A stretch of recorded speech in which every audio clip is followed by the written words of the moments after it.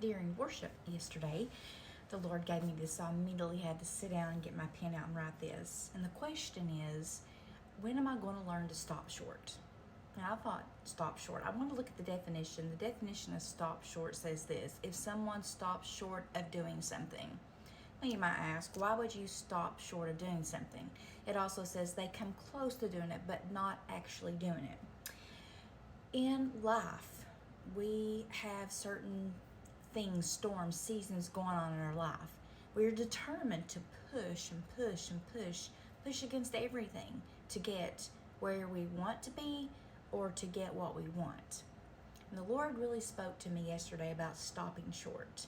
And stopping short with the scripture, and I'm going to read you the Message version, but it's 2 Corinthians 12. It's a very, very common scripture, and it says, my grace is enough. It's all you need. My strength comes into you in its own weakness.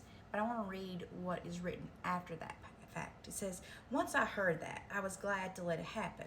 I quit focusing on the handicap and began appreciating the gift. It was a case of Christ's strength moving in on my weakness.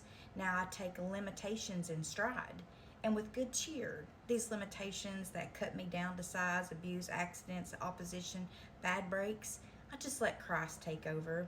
And so the weaker I get, the stronger I become.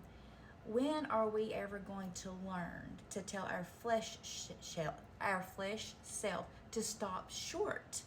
When we stop short, that is realizing where we end and where God begins.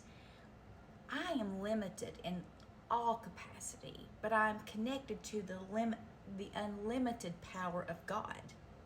So when we can learn with whatever it is that we're facing right now, stop throwing all of our energy, our strength, we're exhausted, into making something happen. Realize your limitations. Realize that it's okay to stop short. Realize that it is when you realize and understand where you end and where God begins. It's about not crossing that line. And it's not that it's not what you shouldn't do. It's the fact that when you realize you have all of that unlimited power on the other side, on the other line, when your toes get to that line, realizing that unlimited power of God is where it's made manifest in your weakness. So stop exhausting yourself. Stop short. Come close to doing something, but not actually doing it, because it is Christ through us, through our weakness, that not only accomplishes it, but accomplishes it according to His will. So today, examine where you are, stop short, tell your flesh self, this is where we end and where God begins.